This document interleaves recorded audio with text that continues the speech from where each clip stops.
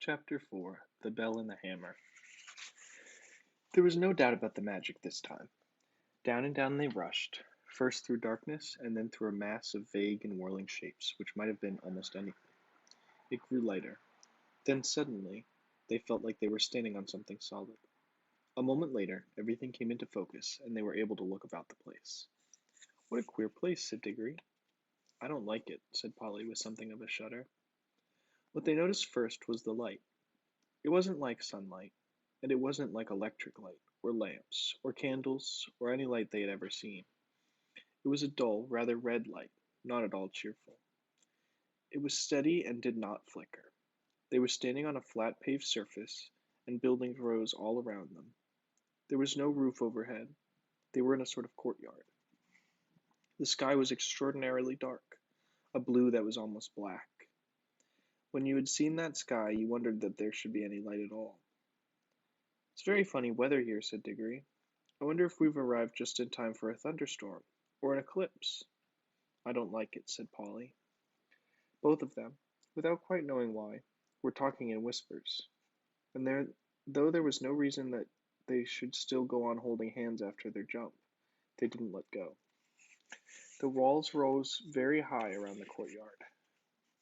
They had a great many windows in them, windows without glass, through which you saw nothing but black darkness. Lower down, there were great pilled arches, yawning blackly like the mouths of railway tunnels. It was rather cold. The stone of which everything was built seemed to be red, but that might only be because of the curious light. It was obviously very old.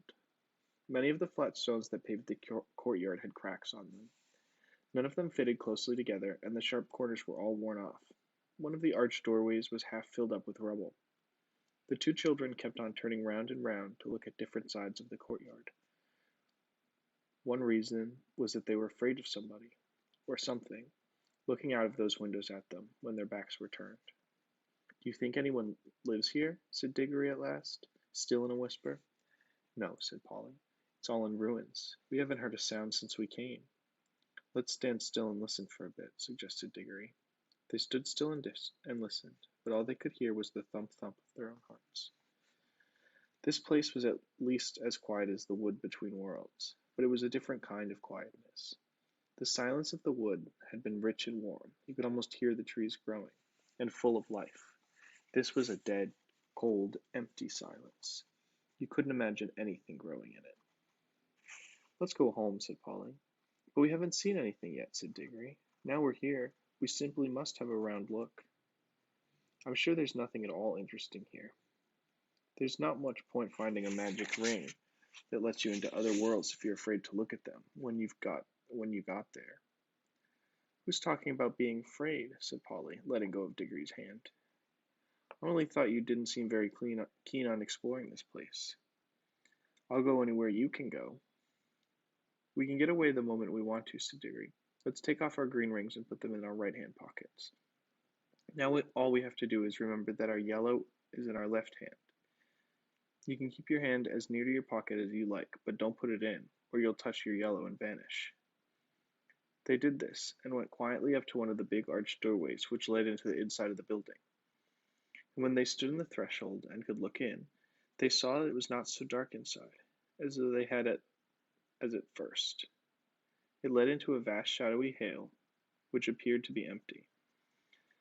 But on the far side there was a row of pillars with arches between them, and through those arches there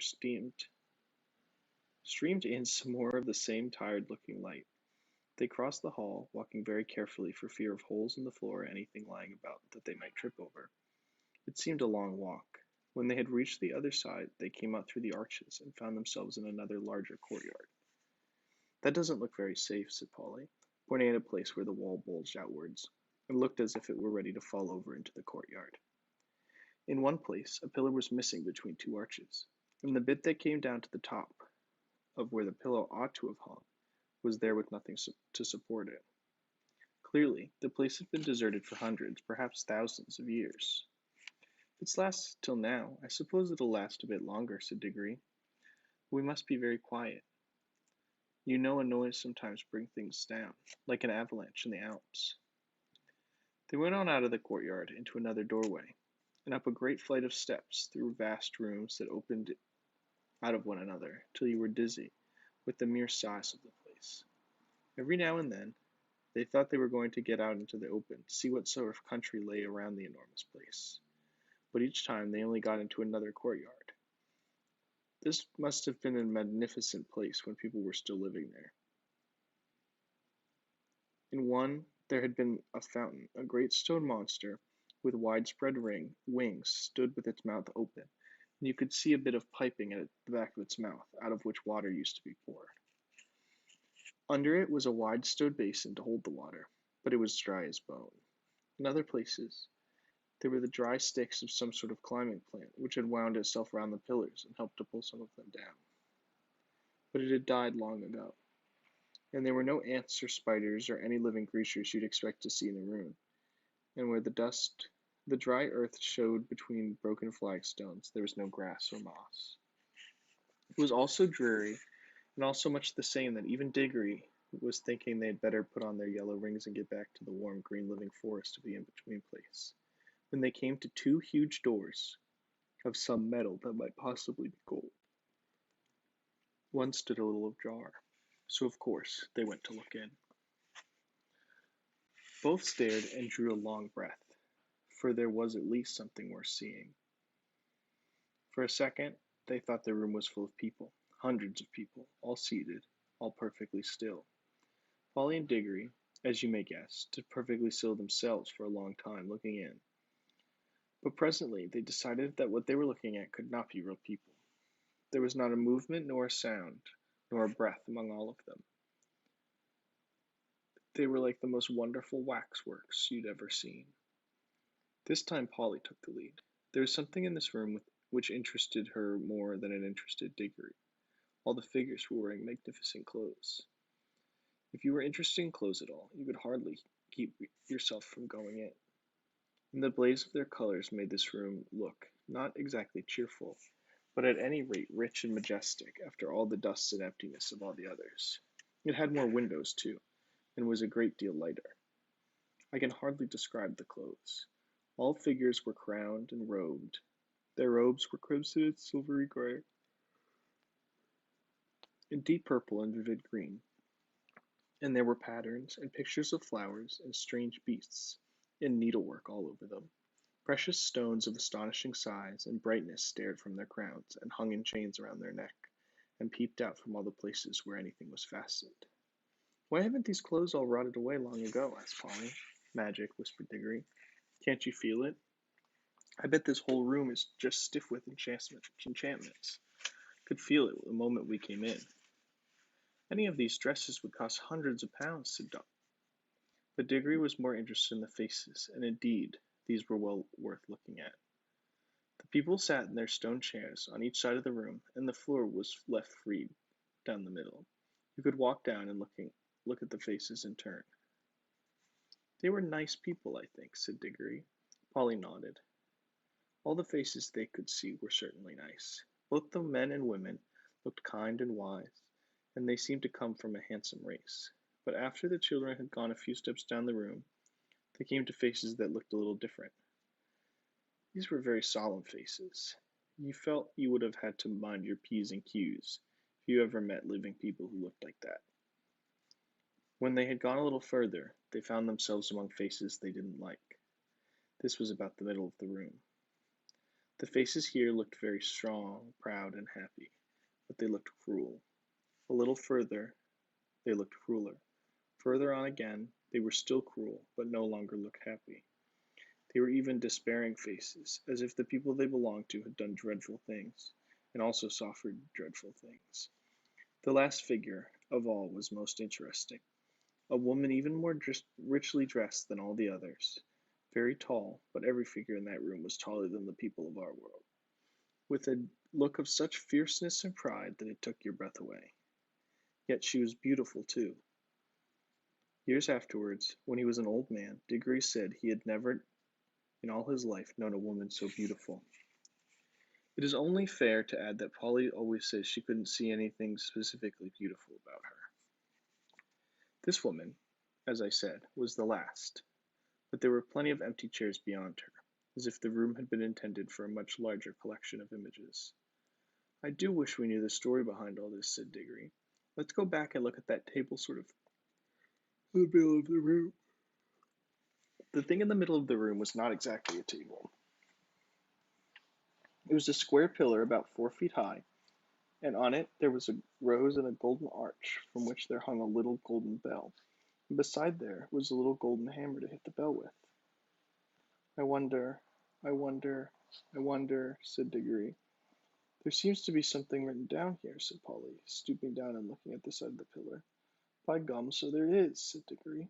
But of course we shan't be able to read it. Shan't we? I'm not so sure, said Polly. They both looked at it hard, and, as you might have expected, the letters cut in the stone were strange. But now a great wonder happened, for as they looked, the shape of the strange letters never altered. They found that they could understand them. If only Diggory had remembered what he himself had said a few minutes ago, that this was an enchanted room, he might have guessed that the enchantment was beginning to work. But he was too wild with curiosity to think about that. He was longing more and more to get to know what was written on the pillar. Very soon they both knew. What it said was something like this. At least, this was the sense of it through poetry. When you read it here, it's better. Make your choice, adventurous stranger. Strike the bell and bide the danger, or wonder till it drives you mad. What would have followed if you had? No fear, said Polly. We don't want any danger. Oh, but you don't see it's no good. Oh, but don't you see it's no good, said Diggory. We can't get out of it now. We shall always be wondering what else would have happened if we had struck the bell. We're not going home to be driven mad by always thinking of that. No fear. Don't be silly, said Polly, as if anyone would. What does it matter what have happened? I expect anyone who's come as far as this to bound to go on wondering till it's sense of Dotty. That's the magic of it, you see. I can feel it beginning to work on me already. Well, I don't, said Polly crossly. And I don't believe you do either. You're just putting it on. That's all you know, said Diggory. It's because you're a girl. Girls never want to know anything but gossip and rot about people getting engaged. You looked exactly like your Uncle Andrew when you said that, said Polly. Why can't you keep on point, said Diggory. What we're talking about is, how exactly like a man, said Polly in a very grown-up voice. But she added hastily in her real voice, and don't say I'm just like women, or you'll be a beastly copycat. I should never dream of calling a kid like you woman, said Diggory loftily. Oh, I'm a kid, am I? Said Polly, who was now in a real rage. Well, you needn't be bothered by having a kid with you any longer then. I'm off. I've had enough of this place. I've had enough of you, too, you beastly stuck-up, obstinate pig. None of that, said Diggory in a voice even nastier than he meant to be, for he saw Polly's hand moving to her pocket to get a hold of her yellow ring. Can't excuse what he did next, except by saying that he was very sorry he did it afterwards, and so were a good many other people. Before Polly's hand reached her pocket, he grabbed her wrist, leaning across with his back against her chest. Then, keeping her other arm out of the way with his other elbow, he leaned forward, picked up the hammer, and struck the golden bell, a light, smart tap. Then he let her go, and they fell apart, staring at each other, and breathing hard. Polly was just beginning to cry, not with fear, not even because he had hurt her wrist quite badly, but with furious anger. Within 2 seconds, however, they had something to think about that drove their minds to quarrels. They drove their own quarrels out of their mind. As soon as the bell was struck, it gave out a note. A sweet note such as you might have expected, not very loud, but instead of dying away, it went on, and as it went on it grew louder.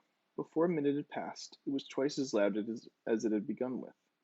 It was so loud that if the children had tried to speak, but they weren't thinking of speaking now, they were just standing with their mouths open, they would not have heard one another.